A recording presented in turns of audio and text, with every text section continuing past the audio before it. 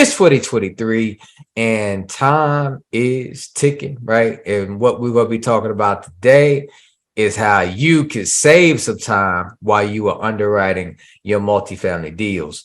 So when I first started underwriting deals, it could very well be a 3-hour process, even 4-hour process to just be able to thoroughly get through a whole deal. And the goal, right, is that you all are able to save time from doing that. So now I have a team that handles the majority of that. And we'll talk on that a little bit too about building your team. But in the beginning, when you are the team, you need to be able to get in, get out of a deal. So how does that look? What do you need to know? What do you need to be looking at high level in order to be able to understand should you do a deal or not? What do you need to go in depth with? What's worth you spending your time on? All those things we'll talk about.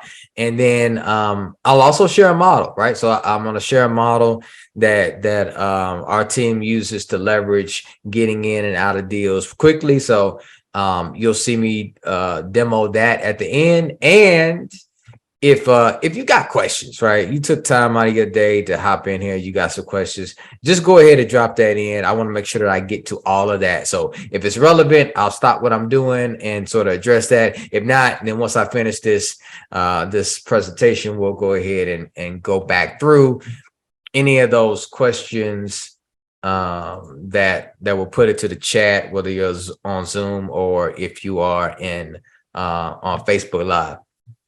Also, Irish, if you could, I got my handy dandy co-pilot Irish today. So if there's questions off of Facebook, if I'm missing something, please keep me on task because I could just I can be all over the place. So let's go ahead and hop right into it for today. I guess I need to do this briefly. Let me go ahead and just do a brief intro. So who the hell am I, right? Why should you even be listening to me today? So I'll go ahead and do a quick screen share. My name is Jason Stubblefield. I've been buying apartment complexes since 2016. Mark is coming in with the red today, man. You got the camera on. Good to see you, bro. But been investing in apartments since 2016. SNScapitalpartners.com. That's my website. You can check this out. You can see about some of the deals that we've done.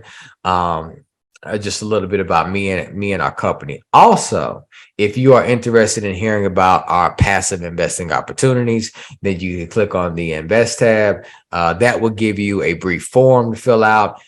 That allows you to join our community, right? So you join this community, we got new deals, you hear about them, right? If you're not registered here, you probably don't hear about them. But if you're looking for passive opportunities, this puts you in our world. We'll have a brief conversation, see what works for you, and if what we have is something that may fit your investment criteria. So that's all I'll say about that. SNScapitalpartners.com. That's like Sam, Nancy, Sam, capitalpartners.com. If you're looking to write that down. So, all right, let's go ahead and hop into it now. What's going on in the chat? Okay, cool. Thank you, Irish. So let's dig into it. Okay. So if you know, we talked about underwriting deals today and really being able to save time. That's the primary importance right around this, right? To not be able to take too much time when you're going through deals. So what I'm going to do is run through a few high level things that you should know when you're getting in and out of deals. Then I'll go through a real life example, show that to you, and then I'll take some Q&A and we're going to wrap this thing up. All right. So step number one, when you want to underwrite or analyze deals, right? One of the first things you want to have is a deal criteria. All right. You need to have a specific deal criteria of what you're looking for. If you do not do that, right, you will find yourself looking at a 12 unit in Texas, 150 unit in Arizona, 50 unit in Georgia, right? And you will have so many deals that you won't know what to do with. There's been a saying in the multifamily business, hey, you need to underwrite 100 deals to find one. Underwrite 100 deals to find one. And I get it, right? And I subscribe to that philosophy for a while. But there's issues with that. One of those being that it puts you in the mindset that you just need to crank through deals. And what I found is every deal that we bought, we did not just crank through and sort of throw out offers. That happened maybe 8 years ago when you could just buy an 8 cap property, right? You could just go through there, throw out the numbers. Hey, there's so much meat on this deal that you don't even have to look into it. When the market got competitive like it is now, you need to be able to understand your deals. You need to understand what you're looking for and actually have an understanding around them. And so you don't want to just crank through deals as quickly as possible. Even though I'm about to show you how to crank through deals quickly, it's no replacement for actually having a deal criteria established. So how do you establish a deal criteria? Well, the first thing you want to start with is the location, the size, the purchase price. What are you looking for, right? Can you take down a $20 million deal, or can you only take down a $2 million deal? Those are two different types of deals. And if you could just understand what you're specifically looking for, that will save you a lot of time, because you don't spend time looking at deals that you're not ready to purchase. All right. So that's sort of one. When it comes to doing that, also, your key principle is going to be a key factor when it comes to being able to do that. So I did a whole nother training about key principles, what they are, what they do, and how they can help you. I won't go and just rehash all of that right now, but you need to know who your key principle is and what your key principle qualifies for. So if you can't go buy a $2 million acquisition yourself, right, then you're going to need a key principle. If your key principle is only looking or only qualified up to 2 million, 3 million, 10 million, or 20 million, whatever it is, then you should not be looking at deals outside of that area or that sort of size, right? If your key principles say, I'm good for anything at 3 million, and you get a deal come across your desk at 10 million, well, you shouldn't spend time doing that because you don't have your team set up in place, right? So also, if your key principle is only looking for deals in Florida and you get a broker that will send you a deal in California, you don't really need to spend time doing that. All right. So I beat that up enough, right? Hopefully we're clear. Establish a deal criteria and how you're going to purchase, right? And you need to have your team set up before that. So also, when it comes to criteria, once you start talking to brokers, you're going to have brokers that'll send you deals, right? And if you tell them I'm looking for something like in the Georgia area, which is where I'm located, they're going to test you. They're going to send you something in North Carolina or Virginia or whatever. Hey, they're just throwing it to you. You have to be disciplined enough to say no, and really have that criteria dialed in.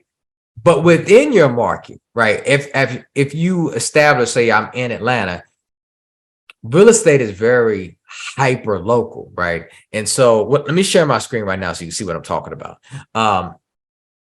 So what is this? justicemap.org. I don't know if you're familiar with this, but if you aren't, you definitely should be. The justicemap.org is an incredibly powerful website, right? So I use this all the time. But if you go into justicemap.org and type in your area, so I'll say I'm in Atlanta, Georgia. It's going to bring me up something that looks like this. Let me just go to the base map. This is the Atlanta metro area that we're looking at right here. So what I'll do is I will click on income. And so now it shows me the income areas within the Atlanta metro. Right? Can everybody see my screen? Good. Okay. All right. Head's nodded. Good. Cool. So if I'm in the Atlanta metro, broker sends me a deal. First thing I want to do is go to Justice Maps and put in the location of where that deal is, right? So let's just say if it's over here, it's on the east side of Atlanta. If I click on this area, I know where my deal is. Let me slow down a little bit. So say broker sends me a deal. I go on Google Maps. I plot it out. I know that it's here. I go to Justice Map. I now know that it's over here in this area. Now I want to go to income. If I click on this area and it shows me, hey, the average income in this area is $72,000. Okay, that's a good area for me. I know that that's an income area that we would like to purchase at. If a broker sends me a deal and it's in the Atlanta area and I put it in here, let's go to one of these dark red places. All right, so dark red, we can even get darker than that, I think. uh, yeah. So let's go over here to this neighborhood, right? If a broker sends me a deal and I go to Justice Maps, the average income here is $13,000. Okay, so it's still in Atlanta. Now we're getting hyper local through Justice Maps.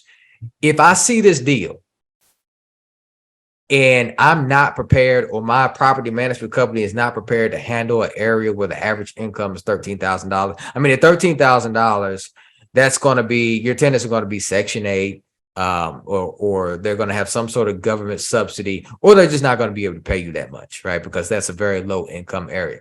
So knowing that will allow you to disqualify deals right at the very beginning before you go spend 3 hours underwriting it. And just sort of knowing that high level stuff allows you to get through deals quickly, to just say, hey, that's an area I'm not going to buy in, right? Or you can also do the same thing with crime, right? We can use crime maps. I won't bring that up, but just for the sake of time, but we also use crime as a way to deter us from investing in deals that we shouldn't be in. So if it's just in one of those areas, no, we're not investing there. We can sort of go on. All right. So next, right, that was step one, having a deal criteria. Step two is going to be building a team, right? So the best way to be able to know how you buy a deal or be able to get through a deal quickly is sort of knowing what your common threads are going to be, knowing what some of your numbers are going to be going in. So who do you need on your team?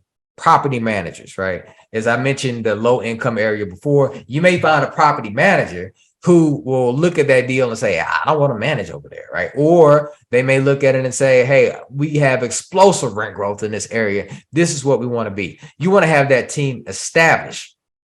And this is why having a criteria, a location, right, established ahead of time is going to help you be faster. Because if you don't have a property manager in that area, or a loan officer or insurance agent, now you got to find that from scratch, and that's going to take you more time. All right. So the way to do it, have your deal criteria established, have your location established. Side note, when I'm doing locations, I only want to have 2, max 3 locations that you're really looking to buy in. So maybe you select 2 or 3 MSAs, and that's what you go with. All right. So running these deals by your property manager, telling your property manager, hey, I'm looking for a 10 unit, 20 unit, what have you. What's your management fee going to be like for that, right? So if they're saying, hey, we're going to manage at 10% or 8%, now you have those numbers that you can use better, right? So you need a property manager, you need a loan officer. Are they going to loan you 70% loan to value, 80% loan to value? Do you need to put in 25% down, 20% down?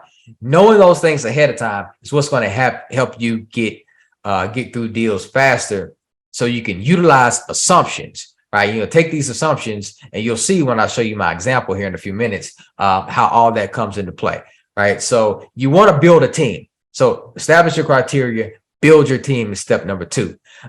Step number 3, this irritates me because I've seen people who I've had conversations with to show up and they've got the idea that you could just get through a deal in 10 minutes. And the only thing you need to know is the purchase price, the net operating income, and a cap rate. And you're going to try to disqualify a deal or pursue a deal based off of that.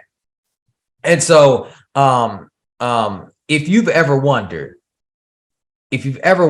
why somebody purchased a deal that made no sense to you, you looked at a deal and you're like, the broker's asking $5 million for this deal. Best I could do is $3 million on a good day.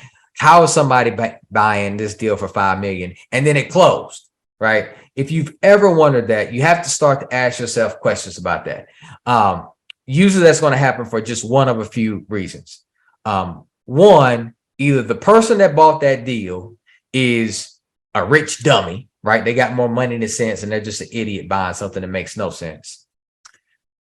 2, they have different numbers. They have different metrics than you, right? They just got 1031. They don't even care about making a return on it. They are just buying something. That's also possible. Doesn't happen nearly as much, but it's possible.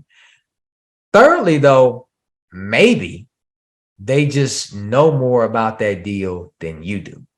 And if you are not if you're not educated enough or doing enough research, you'll find that none of your deals work. And it's because you may be utilizing this 10-minute 10-second, whatever it is, rule to just like, what's the purchase price? What's the cap rate? And now let me go ahead and try to disqualify this deal or pursue this deal. The cap rate method, where you just look at a deal and try to say, here's the NOI, and I'm buying a 7% cap rate or 8% cap rate. We haven't bought deals using that method in years, right? Here's an example. I'm in Atlanta. If somebody was offering me a 10-unit deal in downtown Atlanta that was just built 5 years ago, and it is 100% vacant, would I buy it? Does it have value? It's 100% vacant. Would I buy it? Would you buy it? Right? Ask yourself that question. If it's completely vacant, would you buy that building? The answer is, well, it depends on how much. The cap rate on that is going to be negative, though. 0. It doesn't make any income. So you would disqualify that deal even though it has value. So even though cap rates are important, we don't necessarily justify a purchase decision based off of the cap rate that you use when you buy the property. Oh, they're selling this at a 4 cap, so I'm going to disqualify. They're selling this at an 8 cap, so now I'm going to pursue it. It's not happening that way. And so the purpose of me showing this model to you so that you can use something a little bit better than just disqualifying it, doing a 10-minute analysis, a 5-minute analysis, or whatever it is, only utilizing the cap rate. Hopefully that makes sense. But since you're looking at this, please don't make that mistake. Please don't just throw out a cap rate or try to just use the cap rate to justify whether you should pursue a deal or not. Another thing that is concerning with that is just not being able to understand the debt structure. I mean, how you structure these deals debt-wise is so important, right? If we're looking at the same deal and I'm going to get 5% interest only from my loan officer, and you underwrite a deal assuming that you're going to get principal and interest, no interest only, you're making principal and interest payments day one, we got 2 different sets of numbers. I'll be able to buy the deal. You won't be able to make any sense of it. So even though you're trying to do this quickly, you sort of got to have a few of these metrics ironed out. That was the purpose of me telling you to build a team, know what your team is capable of, or at least have some generalities around it, so that when you go make your assumptions, you can say, hey, I think I'm probably going to be able to get 2 years of interest only. I think I could probably get 75% loan to value. And I think, my property manager would charge me X%, right? 5%, 8%, whatever it is, right? Are we tracking? Am I on point here? Y'all are quiet today. Let's see. We good? I see heads nodded. So all right, I'll keep rolling on. So now let's go ahead and hop into a model that you can use and utilize in order to underwrite deals quickly. So let me pull this up right here. Boom. All right. So I will share my screen. Okay. So here's a model that we created in order to be able to get through deals quickly. All right. So it's the quick analysis. Again, you want to be able to take some assumptions into this so you can get through a deal. So let me just explain a little bit about how this works. And for anyone who's curious, yes, I will share this with you, right? So if you want access to it, just either drop your email in the chat if you're on Zoom, or drop the best way to get in contact with you on Facebook. Just say I want it on Facebook. I can send you a private message with this model if you want it. Okay. So get into this. The way to utilize this model, you only care about stuff that is in yellow. If it is in gray or if it is white, you don't have to touch it. Calculator is going to handle that for you. Just going to want to utilize some information, input this quickly, and sort of see what you get into. Is this too small? Right. Armando, I see you sort of leaning in. Can y'all see this? Okay. I'll try to let me see if I can zoom it in a little bit. know how it looks for me. I don't know necessarily how it looks for you. Nah, I don't want to do that. That's too much. Okay. It may have been better where it was. Let me try this out. Okay, boom. We'll just do that. So let me get back over here. All right. So what you want to do, broker's going to send you a deal. You're going to try to figure out a few things about it, right? First of all, what's the purchase price? You put in the purchase price. Closing costs, we have an estimate, right? You estimate, okay, it's probably going to cost me 3%. Side note, the larger the deal, the lower the closing costs. The smaller the deal, the higher the closing costs. Just the nature of the beast. Some of these costs are fixed, and it may fluctuate somewhere between as low as like 2.5%, as high up to like maybe 4 or 5%, depending on the size of deal that you're doing. Okay, reserves. This is just how much do you want to keep, right? This is usually a static number per unit, maybe $500 a unit, maybe $800 per unit. But you just want to say, I've got a rainy day fund for a deal. Again, smaller the deal, probably the more money that you want to put in per unit, because costs are costs, right? If you have to fix a plumbing repair, a roof repair, those can be rather expensive. So, okay, just moving along here, projection. I like to project everything out on a 5-year hold. And then how are we going to exit this deal, right? 5.5 cap. And what's my selling costs on the back end? 3% is what I left in there. 3% is a nice assumption just to use all the way around. It'll be plus or minus. Again, when using this, what you really care about is these returns over here, this box over here in orange. This is what you have to say, all right, I have a workable deal according to these numbers, or I do not. So what's a workable deal? How does it look? It varies, but usually this is what we're seeing in the industry right now. If you can get an average cash on cash, honestly, I've seen as low as 5%. Our deals, we like them to be a little bit juicier than that, but call it a window between 5+%, as high as you could get. If you're hitting 7 or 8% cash on cash, that's going to be a very attractive deal.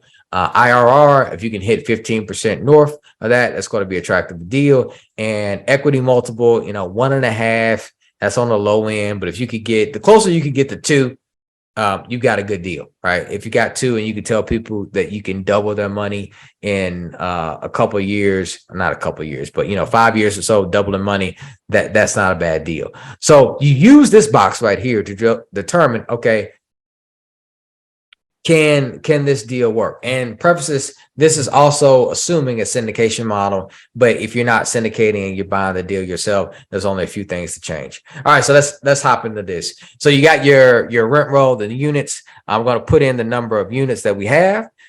So in this example, we're looking at a 22 unit property. I've got 10 units that have already been renovated. So I like properties like this. They sort of prove out the model. 10 units I don't have to do anything to. 12 units, however, they got some issues with them. They're still old and classic, and that is that's utilized in the rents, right? So we have $1,100 rents on the renovated ones, and we have $920 on the unrenovated. So what you would do is you sort of come over to the next column, which is the market. What's the market, right? So in this example, even though the current owner is renting at $1,100, the market for this product is $1,150, and we feel like we can realize that, right? So over here, here's what you need to know. Your total rent premium on this is we're going to get that $50, so $1,150. Moving on to the classic. These are at $920 right now, and if it's unrenovated, that's about all you can get out of it, $920, right? But we know once we renovate it, we can get this property we can get these rents to $1,150, right? So how much of a rental increase can we get with that? $230. Quickly, how many units are you going to renovate? Well, 12, right? Because we had 12 units over here that were classic, and we're going to renovate all 12. You could play with this and say, hey, what if we only renovate 6 of them and try to get out of the deal? But usually you want to renovate all of them just to see how things work. 10-minute deal analysis. I've taken too long with this. Let me go ahead and run through. Here's what the point of building your team is. So I'm assuming I can get 75% loan to value. I'm assuming about a 6.25% interest rate. You have a conversation with a lender, you put this in here, you don't have to touch it again. Interest only, this is what I talked about. This is big, right? If I talk to my lender and they're saying like, hey, we're doing, 1 year, 2 years interest only, you put that in here. And then what am I going to get out of this deal, right? Whether we're doing a equity split as a syndication or not, got that over here. So the bread and butter of you doing this is really right here in the rent roll. Hey, what are the current rents? Sometimes the broker will tell you that. Well, oftentimes the brokers will tell you that. And then you really just want to get to what the future rent is. What do I think I can get out of this? And the broker oftentimes will tell you that, or you can get it from your property manager or your team. So you just figure out what that is. In this scenario, we're going from $1,100 to $1,150 on these renovating units, and we're going from $920 to $1,150 on the unrenovated units. All right. Now I want to go down to my expenses. So on the expenses, I'm just going to put in what I get from the broker on this, right? How much is the payroll currently? How much is the administrative costs, marketing, maintenance, right? Y'all can read this. Taxes, that's a huge one. And we'll just run down here and put in those numbers. Now, those numbers are not going to be set in stone, right? Those are the broker's numbers. I want to use my numbers, right? Big thing is taxes. Right. So just because the current owner has in this scenario, $9,000 tax bill doesn't mean that I'll have a $9,000 tax bill. So what's my tax assumption? And that's the purpose of building your team. But you just want to get to a rough estimate on what these expenses will be for you when you take over the property. Right. Another thing that's really neat, if you just make the assumption, hey, 50% of the income is going to go to expenses, right? Maybe you're not familiar with what this is. You could just put in 50 right here. And you see how all those numbers got grayed out? So now we're just being basic, right? I'm just saying, okay, I don't know how it's going to get divided up, but mainly 136 grand in expenses is what this property is going to cost me.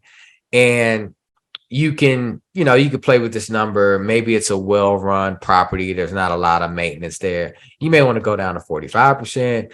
It could be a C class, right? And it needs a lot of stuff. You may want to go up to 65%. So you could just play with general numbers like that. For this, I'll just leave it at 50. So once you do that and you input those basic assumptions, this is going to spit you out an idea of how this deal looks at this purchase price. Okay. And so you use these metrics based off what I have right now. I've got a 6%, 6.7% cash on cash return. We're hitting almost 20% IRR to our investors. I'm going to more than double their money. I feel good about this deal. Let me pursue it. Now let's just change some things real quick. Let's say I talk to the broker and they're like, hey, we want $2.5 million and we're not going to budget off of that. So I'm going to say 2.5 million. Those are my zeros. Oh, that looks ugly, right? These numbers in here, I can't sell a deal like this. So I could play with this number, right? Say, how's it look at 2 million? Not 200,000. I wish. Is that my zeros? Okay. So 2 million is still all right. My cash on cash is a little bit low, but those are the sort of things that I could work through. What I really like is that 1.7 that we had there. So getting back to what I like to see, mainly we syndicate deals. So we try to look investor driven first, right? What is going to work for our investor base? What do we believe in? Right. This is just preliminary rough numbers to say, should we pursue it or not? I know if the broker tells me 2.5 million, I'm walking away from this. We don't have anything to discuss. If it's 1.7 or thereabouts, now we could start to get more in depth, right? Let's go ahead and explore this. What I really like to see over here, though, no matter if you're syndicating or joint venture or if you're a sole buyer, I really like to look at this net proceeds. How much am I making off of this deal right now, right? And so when I'm starting out, you want to see somewhere around $1 million in this net proceeds. And why I choose that number? Because I feel like if you got a deal and you're going to be able to make $1 million off of it, that's enough to play around with. Hey, am I okay if I split this with investors? I take 200,000, they take 800,000, 50-50, whatever. But $1 million is enough to work with. If you get over here and there's only like, I don't know, 250 grand, it's just easy to make mistakes and you walk away with nothing. So you can gauge that it's going to be based off of your income requirements. Maybe you want to see, hey, I only want $5 million deals or $3 million deals. Or you may say, hey, I'm okay working a smaller deal and just making, $500,000 off of it, or even the 300,000 or so, right? That's your own credentials there that you can use this with. But I like to look at that. And then also it sort of shows you how this deal is going to look. You scroll out to the right, it breaks all this down to you. Let me zoom out a little bit. All right, so it breaks all this down to you.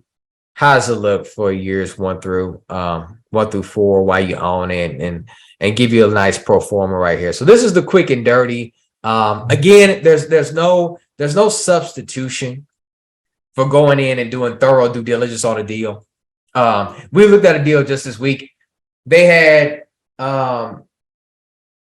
like 1 month where they spent $150,000 on contract expenses. Every other month was normal, right?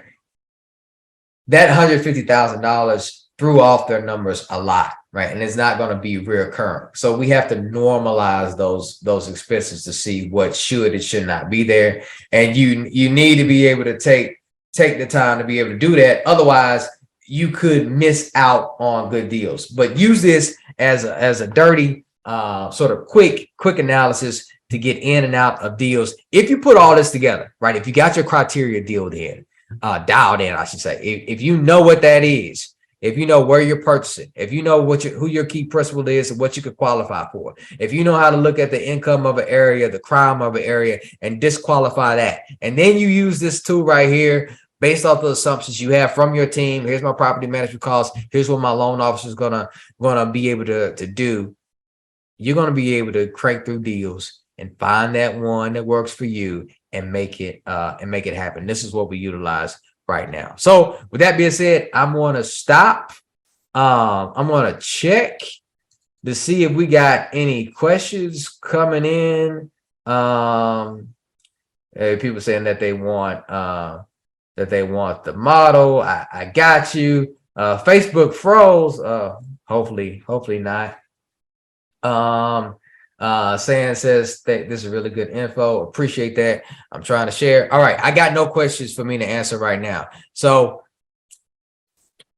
if you got this, then hopefully you use this and it's going to help you. If you are building up, and all right, I got to do this because my coach tells me to do this, and yes, I have a coach, and my coach gives me advice, and so I have to utilize what my coach says. Coach says I gotta say that if you are interested in getting help, you want to grow your multifamily career, your journey, and you want help with that, then I've got something that could be valuable to you. If you're interested in that, then reach out to me, and we'll try to see if it's a fit for you.